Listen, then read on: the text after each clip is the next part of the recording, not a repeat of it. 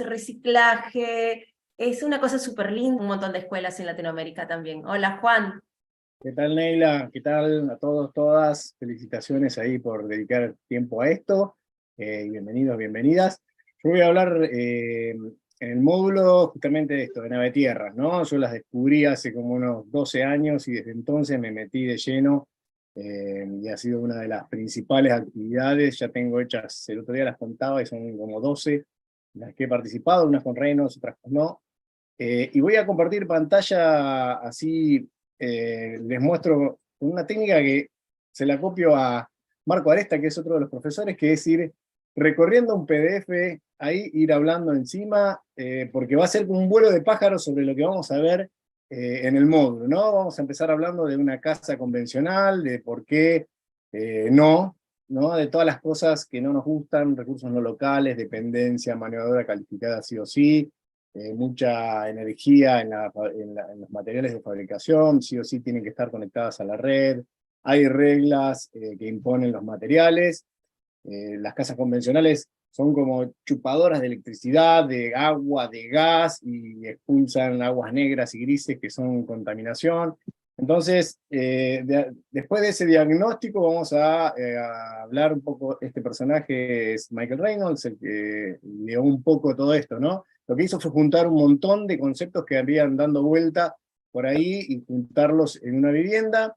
Él cuenta que se inspiró en los ciclos de los árboles, ¿no? Es decir, una casa debería ser un árbol, no debería ser un problema para el lugar donde crece, tiene que interactuar, así como el árbol libera oxígeno y toma dióxido de carbono, y tiene una interacción amistosa con los animales, o con el sol, hace la fotosíntesis y crece, y sus desperdicios son abono, que son nutrientes. Entonces, un poco con ese concepto es que empezó a crear esto de las navetierras, y vamos a empezar a hablar de eso, ¿no? Que están fuera de la red, que usan arquitectura bioclimática, diseño solar pasivo, que permite una construcción autónoma, o sea, nos permiten ser bastante protagonistas de esa construcción.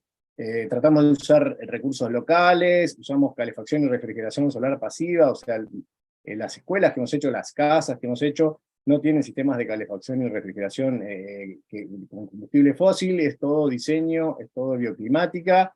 Yo he construido desde Ushuaia hasta el desierto de Atacama, y son como adaptables a cada uno de los climas y las situaciones y los lugares geográficos. Eh, Tratan sus aguas, producen comida, utilizan agua de lluvia, usan electricidad solar y eólica. Bueno, les voy a mostrar algunas de los ejemplos. Esta, la de Ushuaia, es la primera con la que participé con Reynolds, la construimos allá en el 2014. Eh, Después otras, tuve la suerte de visitarla en Inglaterra, como para que se den una idea de las distintas tipologías, ¿no? Vamos a hablar de las formas que tienen las navetierras. O sea, hay muchos tipos de navetierras. Esta es un bar en Holanda. Bueno, esta está en Nuevo México, donde están la mayoría, y de donde es Reynolds, y de donde está la gran comunidad de Airship. Esta es la escuela sustentable que construimos en Uruguay. Vamos a ir viendo eso, ¿no? Cómo adaptarlas a los climas, cómo adaptarlas a las culturas y a las costumbres. Yo en un momento es como que medio me pasó que cuando trabajaba con Reynolds había mucho cemento, ¿no? Y yo venía de enamorarme del barro, entonces decía, ¿qué onda? ¿Qué pasa acá? Estoy chocando con dos cuestiones, y hablando con Reynolds en el Bolsón construimos un hostel con Reynolds, y me dijo, el adobe es lo mejor, el adobe, las navetierras deberían ser de adobe, mi casa es de adobe, pero los tiempos en los que construimos cuando viajamos no son de adobe, pero hagan de adobe. Y así hice una de adobe acá en Mar del Plata, y de acá a 20 kilómetros en Cerro de los Padres hicimos una que tiene todos los interiores de adobe, y tiene un comportamiento excelente, y tiene todas los beneficios que tiene el adobe como interior, ¿no? Acá hay otras más como unos diseños medios extraterrestres, así que están sentados ahí donde está Reynolds. Acá algunas fotos de los interiores, ¿no? Un poco de lo que hablaron, y vamos a seguir hablando de las curvas, de la geometría, de la calidez. En muchas hay tratamientos de aguas interiores, en todas, ¿no? Pero hay muchas que era el tratamiento de agua en los mismos ambientes.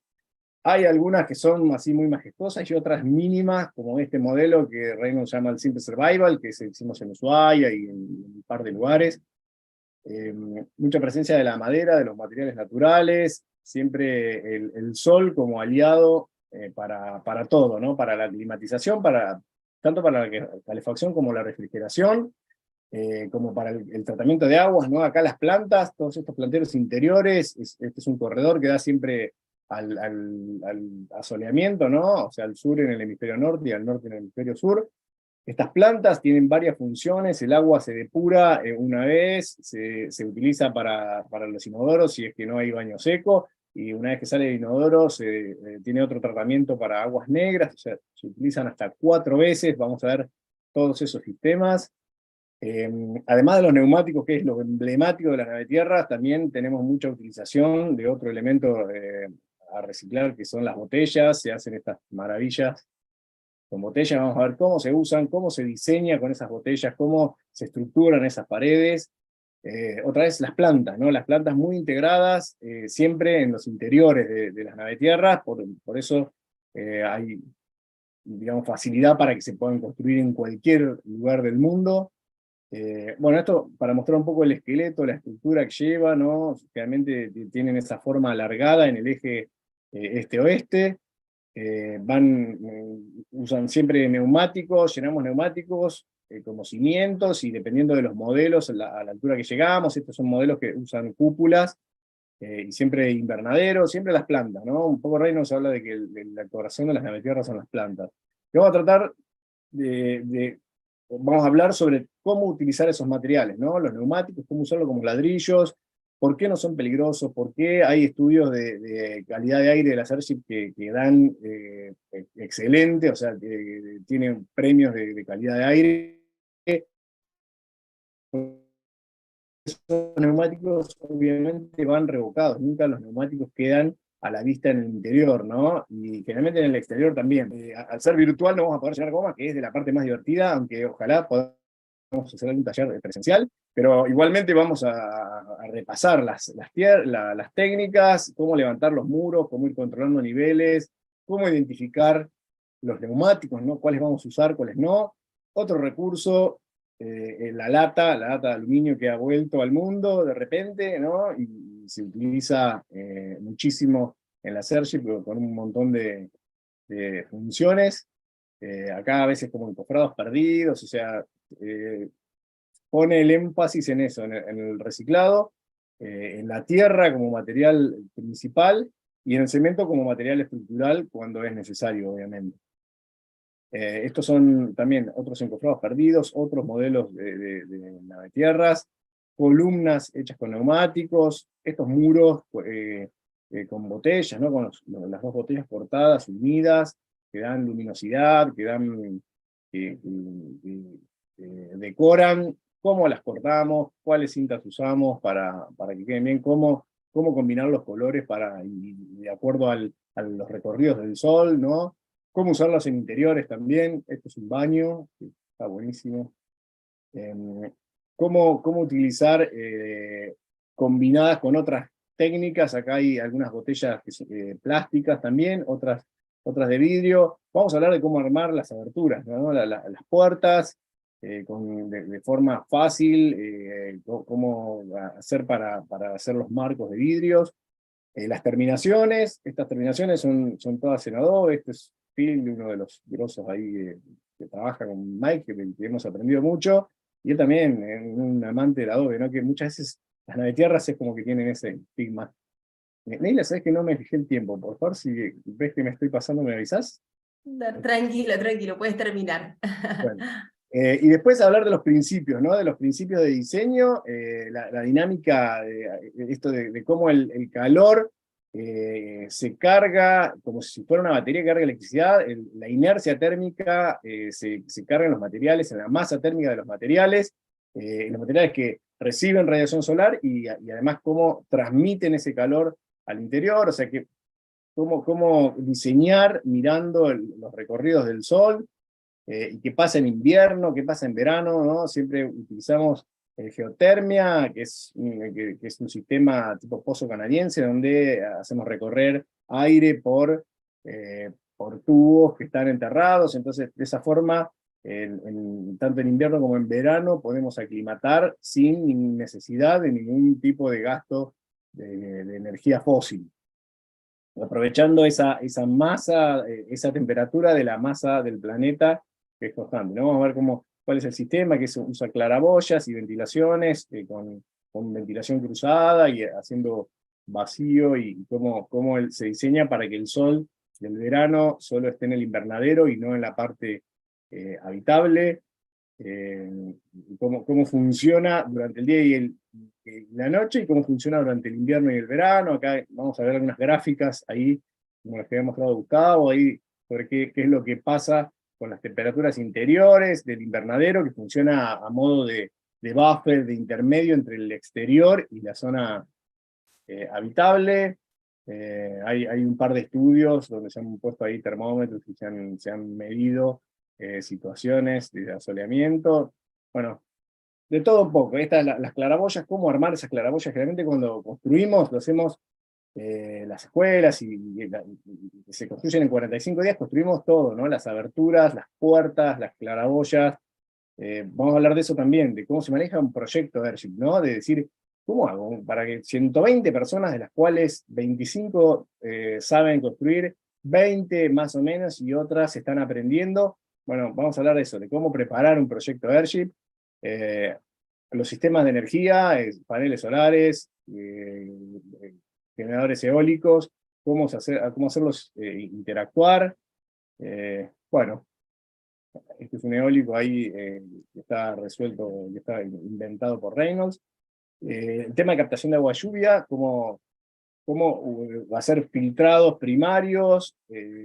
Las Airship son como extremas en el sentido de no utilizar ningún tipo de conexión al exterior, ¿no? Reynolds habla de eso, que no hay caños que entren ni salen, no hay caños de agua que entren, ni de gas, ni cables de electricidad, ni hay caños con agua tratadas que salgan, o sea, con aguas usadas. Entonces, la mayoría utilizan captación de agua de lluvia. Las escuelas, acá la escuela que hicimos en Mar Chiquita, acá a 20 kilómetros de Mar del Plata, tiene 30.000 litros de acumulación de agua de lluvia, y nunca jamás se ha quedado sin agua de lluvia, siempre está con los tanques a tope.